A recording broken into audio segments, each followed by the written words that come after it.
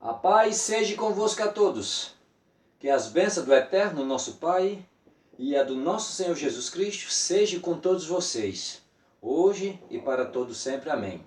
Que o amor de Deus, a paz do Senhor, para todos que estão me ouvindo ou me vendo em qualquer parte do Brasil e do mundo, esteja com todos vocês. Que repouse sobre todos vocês, trazendo paz e alegria, que é isso que estamos precisando nesses últimos tempos, não é mesmo? Que assim seja.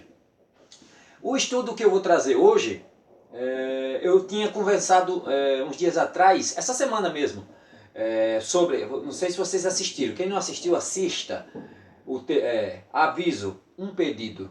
Eu fiz um vídeo, meio da semana, falando que, e falo de novo, dando uma relembrada, vamos passar uns dias, eu vou passar uns dias aqui só trazendo estudos sobre o hebraico, sobre traduções, sobre expressões curiosas. Quem já está acostumado a me ver, eu faço esse trabalho aqui já há alguns anos, quem está acostumado a me ver, eu já venho ensinando, venho compartilhando, venho dizendo já a muitos irmãos sobre as expressões bíblicas, que a Bíblia que temos em mãos, ela foi escrita por um povo em especial, que foram os judeus, os Yahudins, os judeus, autor e Bíblia, que é um conjunto de livros, um conjunto de autores, né, de diversas épocas, mas todos, com exceção a Lucas, que Lucas era um grego, nascido em Antioquia, um sírio-fenício.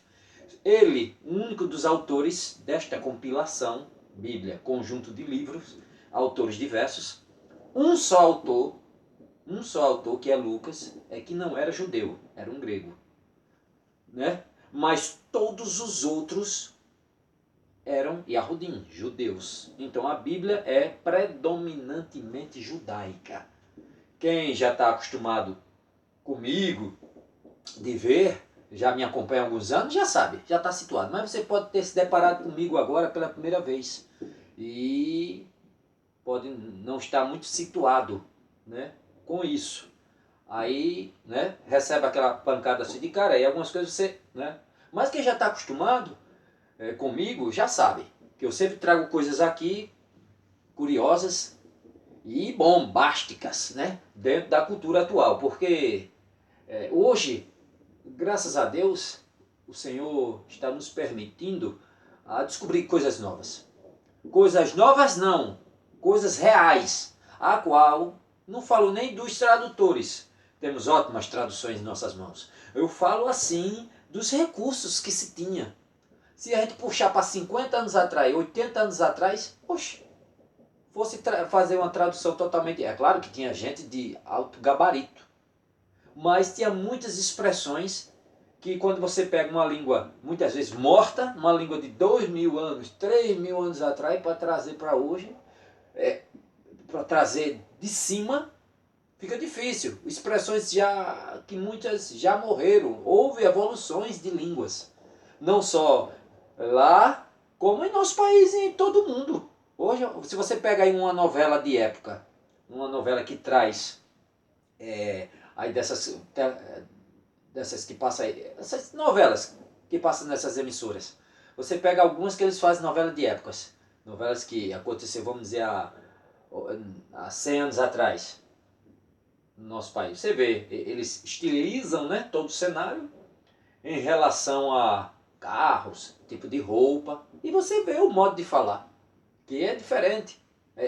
Não é que seja diferente. Alguns modos de se expressar, algumas expressões, era diferente. Hoje mudou, evoluiu. E isso aconteceu em várias línguas ao redor do mundo. Houve-se uma evolução. Se evoluiu. Expressões, letras novas, o alfabeto esticou, surgiu novas coisas. Tudo evolui. Outras morreram. Umas morreram e outras nasceram. Não é diferente na cultura bíblica, na cultura judaica, como eu já falei. Ela é a mesma coisa. Aí como você vai pegar algo de 2.000 anos, 3.000 anos ou muito mais para trazer para hoje? Olha só. Para trazer para uma outra língua, a língua primária sendo traduzida para uma língua secundária. Uma outra língua. Como trazer exatidão a isso? Sem muito recurso. Hoje não. Antigamente, países eram mais fechados, né, em relação às suas culturas, para repassar o seu conhecimento, né? Então fica difícil, muitas das vezes, você pegar a língua de um outro povo, né, para trazer. Grandes tradutores, grandes homens, tiveram dúvidas sim, em relação a certas expressões. Grandes homens aí que traduziram algumas traduções que nós temos de renome, e teve palavras que de uma cultura morta, de uma expressão já de anos atrás já morta, que houve sua evolução, para descobrir aquela palavra exata, o que queria significar. Lia texto, lia contexto, lia texto, lia contexto, lia toda a história, mas ainda era duvidosa. O que quer dizer? Tá confuso, mas vamos ler o texto e o contexto, e em cima desse texto e desse contexto, a gente aí se baseia nessa palavra. E aí colocava essa palavra. Hoje, você, não sei se vocês viram, tem várias Bíblias aí, João Ferreira de Almeida, por exemplo. Revisada, corrigida, revisada, atualizada. Várias, fazendo, revisando, corrigindo, alguma expressãozinha, alguma palavra que foi duvidosa, que foi traduzida há mais de 50 anos, 80 anos atrás. Tem alguma palavra que era, né, a gente teve dúvida na hora de fazer a tradução, houve-se uma dúvida, mas hoje, graças a Deus, as coisas estão melhorando, aprendendo-se mais, está sendo aberto o conhecimento e nós estamos buscando mais cursos e mais cursos. E aí, com esses recursos e vários outros, aí consegue se perceber e descobrir próximo ou com exatidão o que queria dizer de fato aquela palavra. E hoje, essas revisões e revisões dessas traduções, aí vai trazendo corretamente, aperfeiçoando corretamente. Agora, lógico, tem muitas também tendenciosas, que é ver, tem uma palavra que é confusa, uma palavra que era confusa na sua tradução, aí muitos especialistas dizem, aí entra a fé. Entra a fé em minha linha de pensamento, neste momento. Muitas das vezes, a gente, pela visão humana, como vamos ver hoje, pela visão humana, pela nossa visão, sim, é isso. Mas pela visão de Deus, não. Aí faz-se uma tradução e pronto. Até muitas das vezes, como vamos ver hoje, algumas expressões iam ser confusa de se compreender há certos anos atrás. Hoje não, as pessoas têm mais conhecimento, fica mais fácil de compreender certas coisas do que há 80, 100 anos atrás, ou muito mais atrás, onde o nível de conhecimento de alguns países era bem baixo, de semi-analfabetismo ou analfabetismo. Aí, na hora dos tradutores, também pesa isso, algumas expressões, bota de um modo mais correto, para que se compreenda mais, de uma forma mais fácil de se compreender. Mas que hoje sofre-se de sofre na mão de certos críticos. É como o termo que eu vou trazer hoje. Como vocês podem ver aí no título do vídeo, Decifrando as Escrituras. Para você que pode estar se deparando comigo agora, neste momento, eu dentro deste canal que eu tenho há alguns anos, eu trago mensagens, eu trago estudos, eu trago curiosidades, eu trago expressões nas línguas originais que nas nossas não conseguem captar, ou qualquer outra língua, muitas vezes. Aqui eu posso ter um livro em português, que um americano queira traduzir para a sua língua. Tem expressões que ele vai ter que adaptar, que não tem no país dele. Nós vivemos no nosso país agora, nós vivemos em nosso país, Brasil, que muitas vezes a gente se expressa de uma forma em nossa região aqui do Nordeste, a qual vocês do Sul, que podem estar me vendo, eu sou aqui do Nordeste, das Alagoas. A gente do Nordeste pode se expressar de alguma forma sobre algo que você, que está aí do outro lado, que está aí no Sul, pode dizer o que ele quis dizer com isso. Olha só, em um mesmo país. Mas você pode chegar assim e dizer, o que ele quis dizer com isso? Olha só, e no mesmo país, mas uma expressão de nossa cultura, uma expressão que a gente usa aqui, que você pode não usar aí. Agora imagine de um país para com o outro, mesmo hoje. Ou tem palavras em inglês que não existe uma plurivalência em nossa língua. Não se existe. Tem coisas aí que você encontra no inglês, que você for trazer do inglês para o português, aqui o tradutor vai ter palavras que não tem uma plurivalência exata. Vai tentar sim. Aí chega perto. Como eu já mostrei muitas vezes, às vezes tem palavras que pegam só 50% do sentido, ou quase nada. Às vezes quando passa para olhar no original, vixe, que diferença diferença, mas eu até compreendo os tradutores, porque como é que eu vou encaixar isso aí na minha tradução? Como? Eu vou ter que a essência da palavra para poder trazer. E muitas vezes só pega 50%. E hoje, se o líder, o apologeta, se o exegeta, se o pastor, o pregador não buscasse estudar, se aprofundar, comprar livros para aprender tudo isso para repassar, porque o copista, o tradutor, faz a tradução para trazer para a nossa língua. Às vezes não é culpa dele, até eu a mesma coisa, eu faço estudo das línguas originais, tem expressão no original mesmo que eu disse, como é que eu ia trazer isso para a minha língua? É isso aqui, ó. Eita, essa história todinha sobre essa palavra. Como eu já trouxe no meu vídeo, aí no Decifrando as Escrituras, todas as vezes, como eu disse, meu canal é de estudo, é de mensagem, leitura da palavra. Aí você pode estar se deparando agora. Como o tema de hoje é o que eu vou ficar fazendo algumas semanas. Vamos ficar fazendo agora só estudo, por enquanto.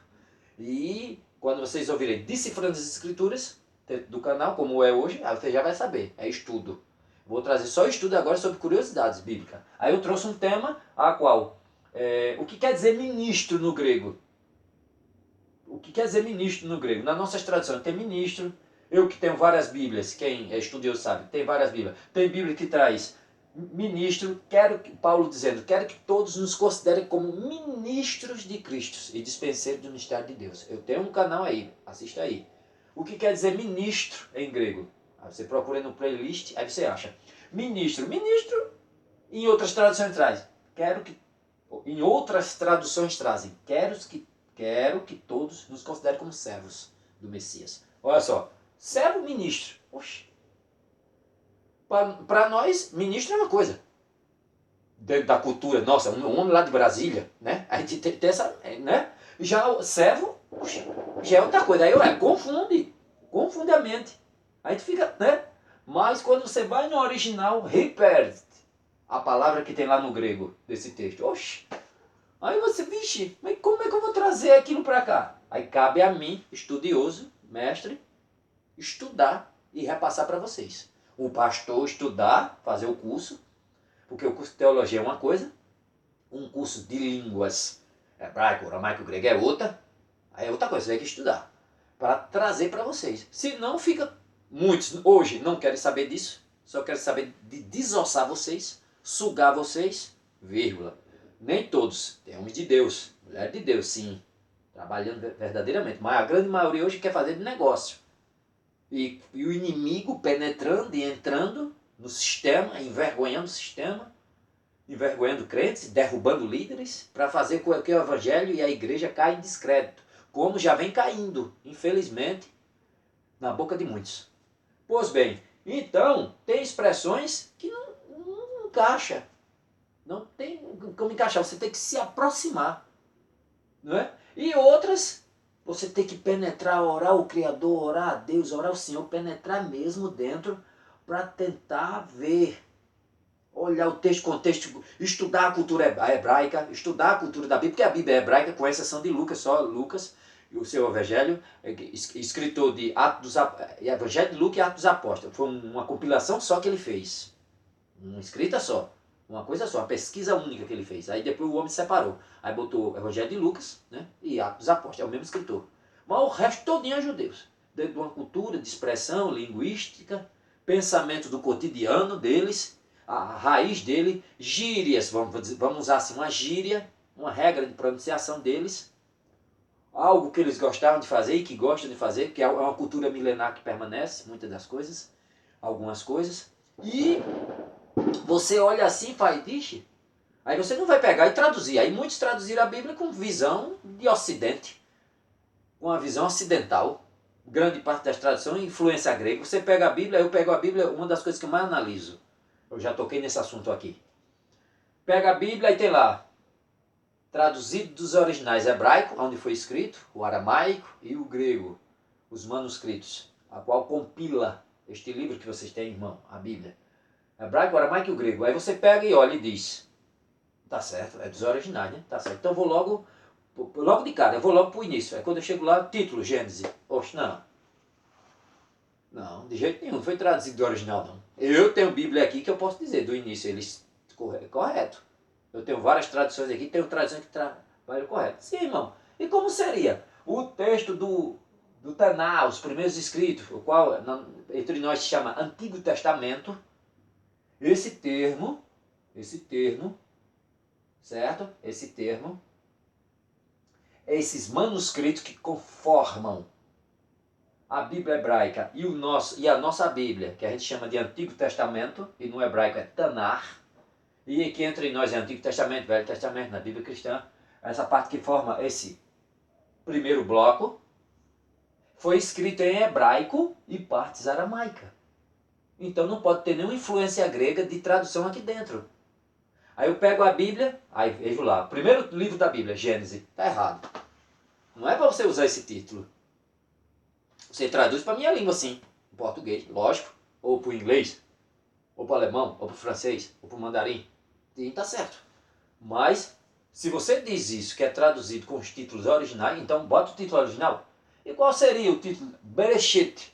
Você não é para usar Gênesis aí. Eu tenho traduções aqui traduzidas em português, correto, como a Bíblia King James, que eu tenho ali. Tem uma Bíblia hebraica, também traduzida para a minha língua. Mas no início ela está correta.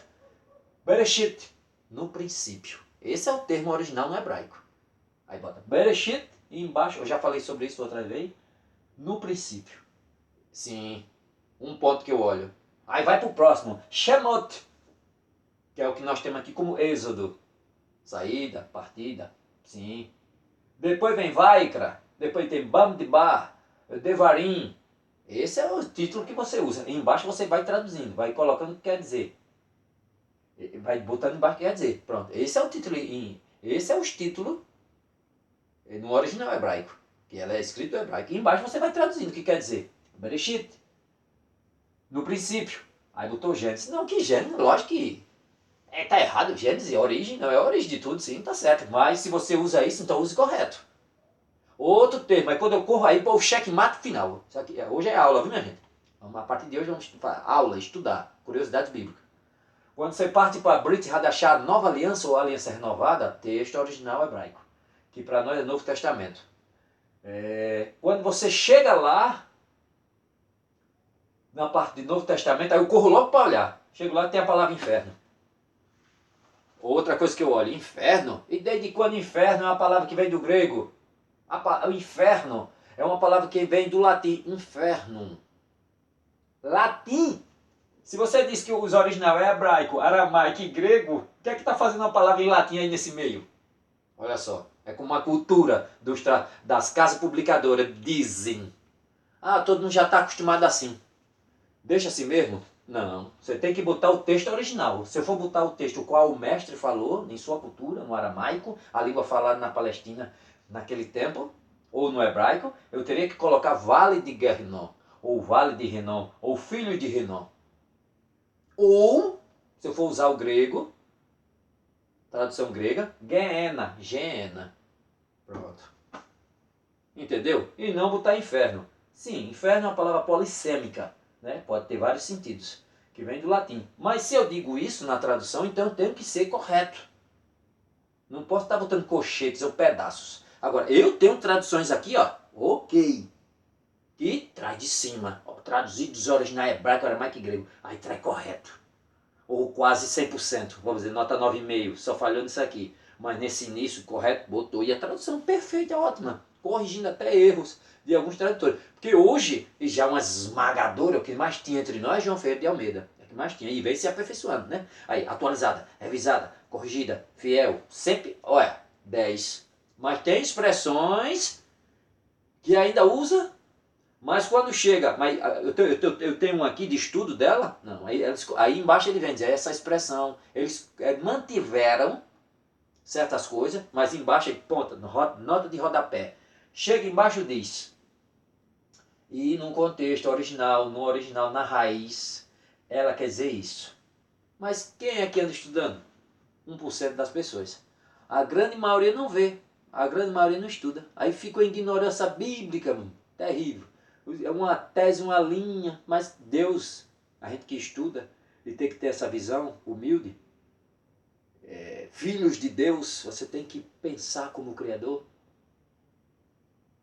ele humilde, ele não estudou essa parte. Ensine, não é? Que ele não teve esse acesso, não é esse o dom dele já é outro. Ele não tem essa sensibilidade para captar isso. O dom dele já, agora o dom dele já é aquele a qual o Espírito Santo deu. Deus dá dons diferentes aos homens. Aí ele não teve essa capacidade. Depois que a edificação da igreja, um Deus dá uma capacidade, dá a capacidade da outra, dá a capacidade da outra. E todos se reúnem e um compartilham as suas experiências e se fortalece. Outro, eu não tenho dom de cura.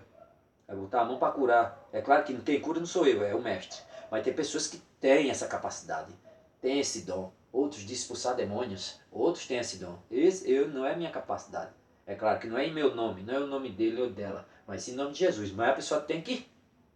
A minha capacidade já é outra. Mas aí, a minha capacidade é mais para mestre, para curiosidade, para estudar, para pesquisar. Então o que acontece? Eu compartilho isso com os outros irmãos, a qual compartilha o dom dele comigo. E aí a gente se edifica, cresce, se fortalece rumo ao reino celeste. Amém, amém. Então, minha gente, eu falei no vídeo aí essa semana,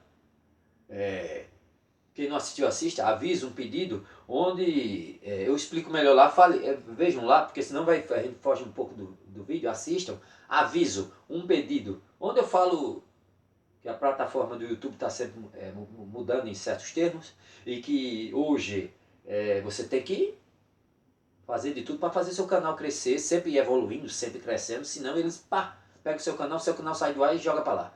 E eu venho fazendo esse trabalho há muito tempo, levando a mensagem para os irmãos, estudando para os irmãos, e eu preciso daquela força. E hoje até para fazer certas coisas, um investimento, estou precisando de um quadro. Vou ver aí o que é que eu faço esse mês para conseguir um quadro, porque como a gente vai ficar dando aula, eu vou ficar mostrando expressões. Hoje eu vou mostrar já para vocês, escrevi ali num papel, para mostrar a expressão de hoje. Aí eu vou querer dar aula, eu vou mostrar aqui para vocês, não só falando, mas mostrando como se escreve a palavra, para que vocês saibam. Aí tudo isso requer recurso. E para sempre estar inovando, criando para o canal crescer, sempre evoluir, você tem que se rebole. Cada um dentro do seu contexto. O meu é sempre ensinar, evangelizar. Compartilhe esse vídeo com outras pessoas. Dê um like. Nem que se não gostar, bota para baixo. E se gostar, aquele joinha. Eu nunca fui de estar pedindo essas coisas. Mas hoje, hoje a política que muda, manda mensagem pra gente, que tem canal, que bota para crescer. Sempre tem buscando crescer. Porque se não crescer, eles apagam. Joga para lá e acabou. E meu objetivo é levar a mensagem, é instruir, abrir os olhos das pessoas, compartilhar o que eu sei com outros. E é sempre assim. Aí hoje eu tenho que falar, né? Não gosto muito dessas coisas, mas eu tenho que pedir, que é para manter o canal ativo, que o vídeo chegue a outras pessoas e que não morra. Esse trabalho ao qual eu venho fazendo, que é por todo o coração, que as pessoas abram os olhos e aprendam. Ou outros que estão afastados, se motivem a buscar o Senhor, se motivem a estudar. É bom, é ótimo. E o cristianismo, os ensinamentos do Evangelho do Mestre não é um peso e nem é escravidão. A religião é que faz isso, escraviza você. Mas Deus liberta. Não deixe que a religião te escravize, mas o Senhor te chamou sim para a salvação e para retirar das tuas costas esse fardo pesado que você carrega, porque o fardo dele é leve e o seu jugo é suave. Amém? Amém. Então, eu falei lá, quem puder me dar uma força, me ajudar, eu agradeço.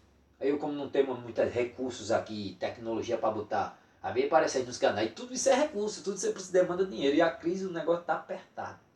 Não, eu faço parte desses quase 80% da população, a qual está no acocho. Tudo bem? Glória a Deus.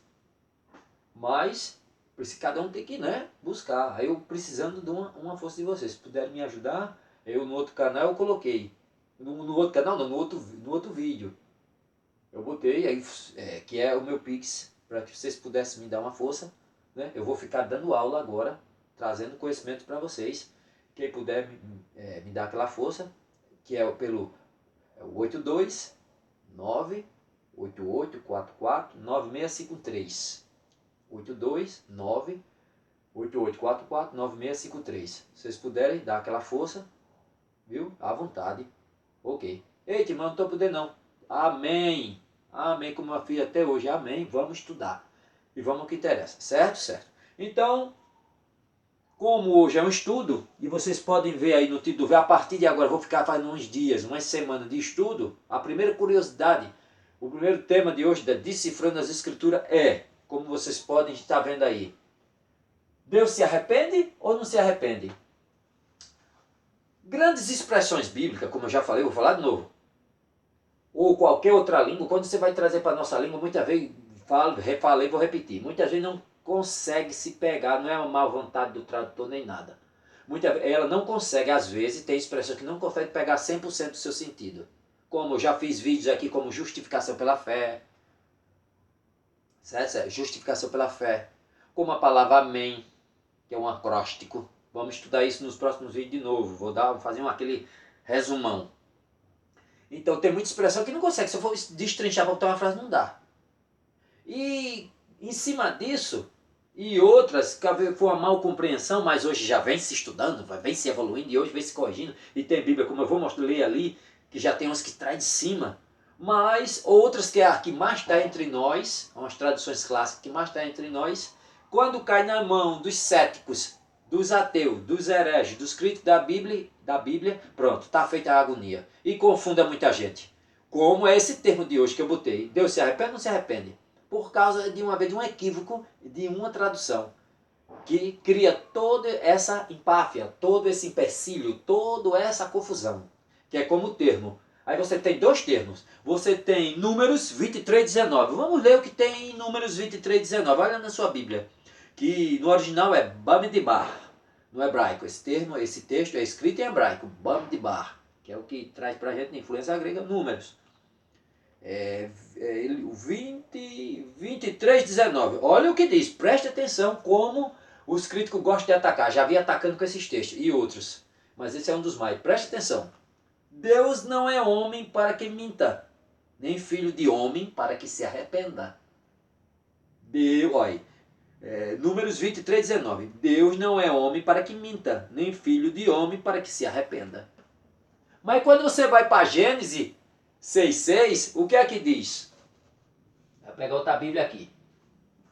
Eu tenho olha só, deixa eu ver aqui. Aqui. 6:6. Deixa eu anotar aqui. Aqui. Diz, Números, Deus não é homem para que minta, nem filho do homem para que se arrependa. Aí em Gênesis 6:6 diz assim, Bereshit, Gênesis 6:6 diz, e Deus arrependeu-se de ter feito o homem sobre a terra. Deus não é homem para que minta, nem filho do homem para que se arrependa. Números. O mesmo autor, o mesmo tradutor. Aí vai para Gênesis. E Deus se arrependeu de ter feito o homem sobre a terra. E agora? É uma contradição aos nossos olhos humanos? É ou não é? É. Moisés, que foi o autor desse Gênesis, Êxodo, Número e Deuteronômio. Quer dizer que em um livro, Gênesis, ele escreve uma coisa. No Número ele escreve outra. É isso mesmo? Não. As escrituras, elas não se contradizem. Moisés, o escritor, não se contradizeu. Falou de forma correta. O problema é na tradução. Não de Números que está correta, mas na tradução, quando trouxeram a tradução de Gênesis, de Bereshit, de Gênesis, em dizer que o Senhor tinha se arrependido. Quando você vai para o texto no original, por isso que eu digo, você tem que estudar a raiz da coisa. Quando você vai no texto original, aí eu trouxe aqui, ó. Já que eu não tenho um quadro aí, tem que usar o que, o que a gente tem. Quando você vai no texto original, aí eu fui no original, a gente vai no original. Chega lá, a palavra que está lá, traduzida por arrependeu-se, a palavra que está lá é uma expressão que lá está escrito assim. Aí eu tenho um papel, veja aí. Consegue ver? Aqui, no hebraico. Tá? Essa expressão no hebraico, que se pronuncia assim. Vai Nahem. Vai Nahem. É assim que se pronuncia. É assim que se pronuncia essa palavra. Está lá no original. Você chega lá no texto hebraico. Chega lá no texto hebraico. Está lá escrito. Vai Nahem.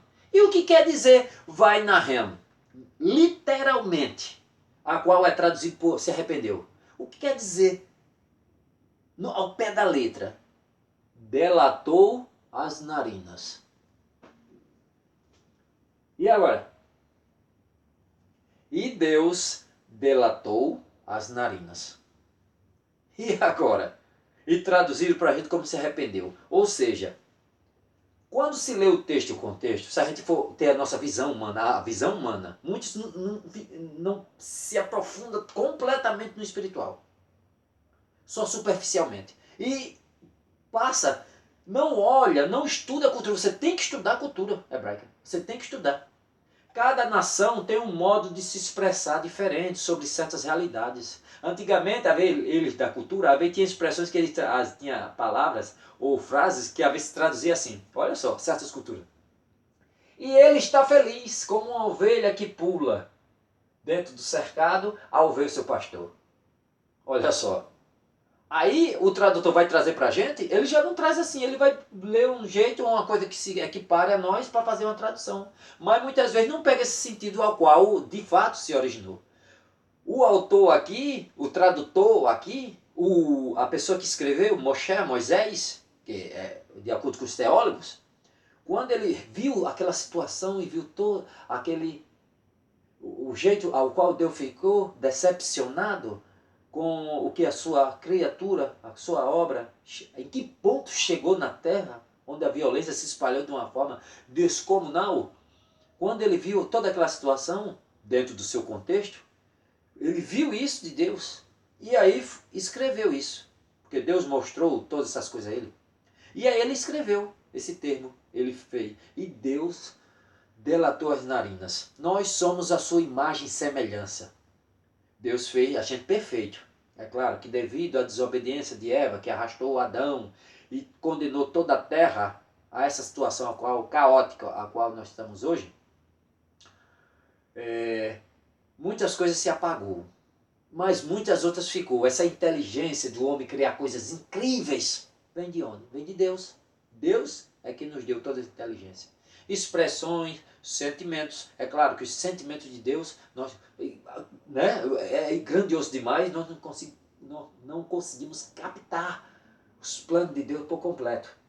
É grandioso demais. Mas muitas características você para e observa que somos os mesmos. Temos o mesmo sentimento. Veja o mestre Yeshua, Jesus quando veio à terra. Veja o sentimento. Quando o autor chega aqui e diz, e Deus delatou as narinas.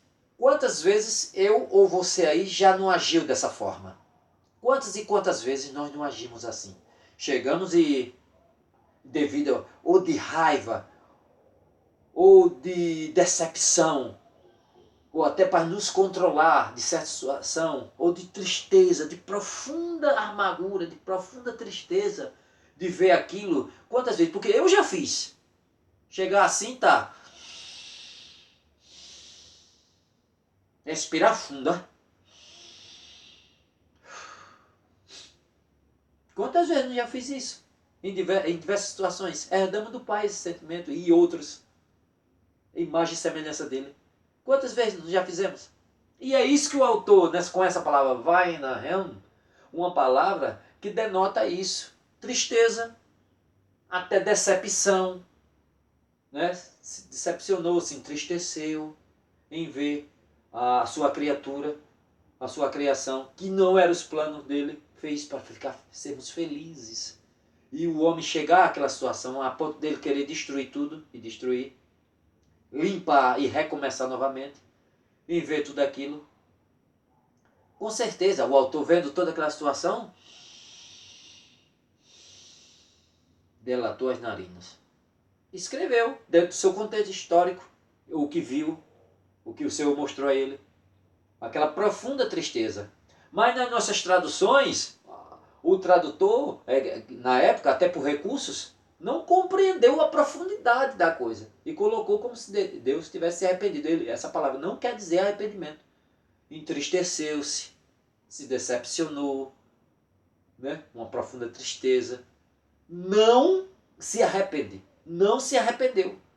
Porque se é uma coisa até fora de lógica, eu vou criar, vai me decepcionar, depois vou destruir. É assim mesmo? Oxe, não foge da nossa compreensão. Não é isso que a palavra quer dizer. Mas hoje, o estudo, a evolução da língua, não é só eu que estou te dizendo, eu que estudo a cultura, eu que estudo a língua, posso dizer, mas não é só eu. Vários professores de hebraico, hoje atual, a gente que se formaram, que se estudou, aí aprendeu e viu. Eu tenho traduções hoje corretas. Olha aqui, vou mostrar a vocês agora. Pode pegar aí, ó. Tá até minha Bíblia King James, atualizada, já trazido, já atualmente, de um contexto, já na língua em seu, olha, de cima. E olha só o que ela diz aqui. Então o Senhor entristeceu-se muito por haver criado os seres humanos sobre a terra. E esse sentimento feriu profundamente seu coração. Entristeceu-se, sim. A palavra vai na Ham também pode trazer isso. Porque muitas vezes você se depara com aquela situação, aquela agonia, aí você faz o quê? Muitas vezes, não todo, lógico, mas às vezes você chega numa situação de ficar assim triste. Você olha assim, como eles estão se destruindo entre si, se matando entre si. Não foi para isso que eu os criei. Aí chega muitas vezes a gente... tristeza de ver a que ponto chegou o homem. Essa é a expressão. Aí, olha, a King James traz correta. Já traz, hoje, de cima a palavra. Vai na ramo. E Deus dilatou as narinas. Em ver toda aquela situação a qual o homem chegou. Essa é a tradução correta. E não que se arrependeu. Porque aí entra em choque. Então a Bíblia não se contradiz de forma alguma. O que acontece em nossa tradução é que às vezes tem palavra que não consegue pegar o total sentido e às vezes o tradutor lê o texto, o contexto de uma forma ou de outra e tenta colocar uma palavra que se aproxima. Mas essa palavra se aproximar, às vezes, em nossa língua sim, faz com que crie essa confusão toda. Mas que quando vai para o original, não existe isso. Quando vai para a cultura que vai estudar, ela toda se encaixa, ela é perfeita. Ela não há contradição alguma. Amém, amém. Espero que vocês tenham gostado e puderem me dar aquela força aí, minha gente.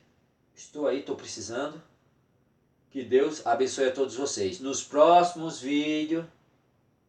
Certo. Nos próximos vídeos vou trazer mais estudo, vamos estudar mais, vou trazer mais curiosidade. Vou ficar trazendo só agora, por enquanto, né? Vou ficar trazendo só mais estudos. Eu queria ver, estou já avisando a vocês aqui, que eu quero fazer ao vivo, um ao vivo aqui no YouTube, uma live, um ao vivo, onde a gente fique à vontade, onde eu vou trazer várias expressões, trazer expressões que eu já fiz, que muitos agora podem ter esquecido. Aí eu vou dar aquele resumão, como o que significa palavras como aleluia, o seu fundo, eu já trouxe aqui, vou trazer de novo, o acróstico, amém, o que é um acróstico. Vou trazer também nomes de pessoas bíblicas, de profetas, em relação à nossa tradução. No próximo estudo já quero trazer aqui para vocês, olha outra frase, olha outra passagem bíblica polêmica, que muitos repetem direto, principalmente nesse momento que estamos vivendo agora, entre uma eleição que já está aí às portas, e devido a uma situação, uma comoção nacional de muitos, nunca vi uma eleição desse tipo, em qual houve uma comoção pesada em cima, e aí gostam de usar essa passagem. Se este povo, que se chama pelo meu nome, se humilhar e orar, pronto, e a gente conhece, né? Não quero ir mais além não, porque o ponto que eu quero trazer é no início dessa passagem. É usada muito, né? Para que o povo todos busque a Deus. Mas muitos não viram o enigma que tem aqui. Que tem nessa passagem. Vocês viram? Se este povo que se chama pelo meu nome... E aí? Pegou a dica? Conseguiu pegar a dica? A frase não está dizendo, se esse povo que chama o meu nome, não está dizendo isso. Se este povo, um povo que se chama pelo meu nome, ou seja, que tem o nome de Deus. E agora? Se este povo que tem o meu nome, que se chama pelo meu nome, que tem o meu nome, se humilhar e orar, e aí? Captou? Qual a nação que tem o nome de Deus? Muitos não viram isso. Repete constantemente essa passagem, mas não vê isso. O que o Senhor está falando, é claro, que essa passagem foi para uma época específica, em uma situação específica do povo. Mas, lógico, qualquer nação que se arrepender do seu paganismo ao qual vivemos, esse país nosso, cheio de paganismo, de todos os lados, construído em cima de paganismo e de várias idolatrias, de deuses e de homens, se nós todos deixássemos essa imundície e se voltássemos para o único Deus exclusivo e clamasse de joelho em única voz todo o arrependimento nacional e buscasse o Criador de todo o coração, com certeza você olharia, sondaria o nosso coração e ia vir sarar a nossa terra. Não é isso mesmo? Com certeza. Mas nessa frase em questão, o Senhor está falando para um povo específico. Mas segue, lógico. Mas nessa frase tem esse enigma e muitos não viram. E nem vê. Repete constante, mas não vê. Se este povo que se chama pelo meu nome. Oxe, qual é o povo que tem o nome de Deus? É os judeus. Oxe, mas o nome de Deus é judeu? Mais uma que vocês não conseguem captar em nossas traduções em português. Vai ter que ir para o original para ver. E aí, fica para os próximos vídeos, essa e mais muitas outras. Que Deus abençoe a todos vós e que a paz de Jesus Cristo adentre vossos lares. Até a próxima, se o Eterno quiser. Amém.